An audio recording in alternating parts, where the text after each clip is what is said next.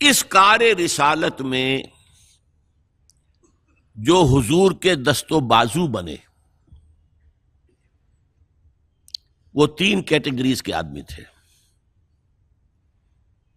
صدیقین، شہداء، صالحین۔ یہ اب ایک اور ٹرم ہے، شہداء ایک اور معنی میں آ رہی ہے۔ وہ کہا گیا ہے سورہ فاتحہ میں، ہم پڑھتے ہیں نا، اہدنا الصراط المستقیم صراط الذین انعمت علیہم، ہمیں سیدھے راستے کی ہدایت بخش، ان کا راستہ جن پر تیرا انعام ہوا۔ ہو اور دے، یہاں تو چونکہ بات مختصر ہے، سورہ نساء میں کھول دی، وَمَن يُطِعِ اللَّهَ وَرَسُولَهُ فَأُولَٰئِكَ مَعَ الَّذِينَ أَنْعَمَ اللَّهُ عَلَيْهِم مِّنَ النَّبِيِّينَ وَالصِّدِّيقِينَ وَالشُّهَدَاءِ وَالصَّالِحِينَ وَحَسُنَ أُولَٰئِكَ رَفِيقًا۔ جو اللہ اور اس کے رسول کی اطاعت پر کاربند ہو جائیں گے انہیں معیت حاصل ہوگی، انبیاء کی، صدیقین کی، شہداء کی اور صالحین کی۔ یہ 4 کارڈرز ہو گئے۔ بیس لائن صالحین، ٹاپ نبی، نبوت کا دروازہ بند۔ یہ پہلے بھی اکتسابی شے نہیں تھی، یہ اللہ دیتا تھا جس کو دیتا تھا۔ وہاں بھی 2 راستہ درمیان میں رہ گئے، صدیق اور شہید۔ ان میں فرق کیا ہے؟ دیکھیے، صدیق ان کو کہا جاتا ہے جنہوں نے ایمان کی دعوت کو قبول کرنے میں کچھ دیر نہیں لگائی، اسپونٹینیس، اس لیے کہ ان کے اپنے اندر وہ بات پہلے سے موجود تھی۔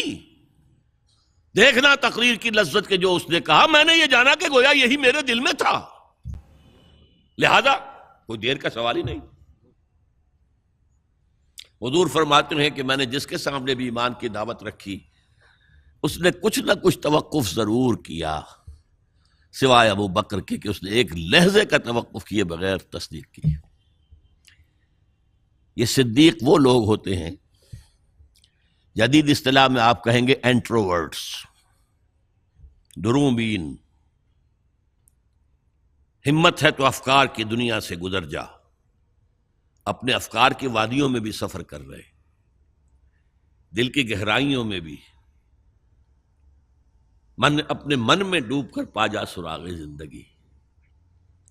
ان کا مزاج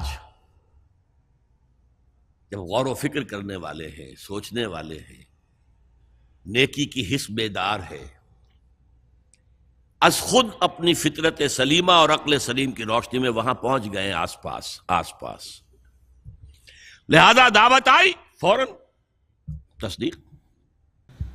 ہماری امت کے عظیم ترین صدیق ابو بکر اور عثمان رضی اللہ تعالی عنہما، اور عظیم ترین شہداء حمزہ اور عمر رضی اللہ تعالی عنہ۔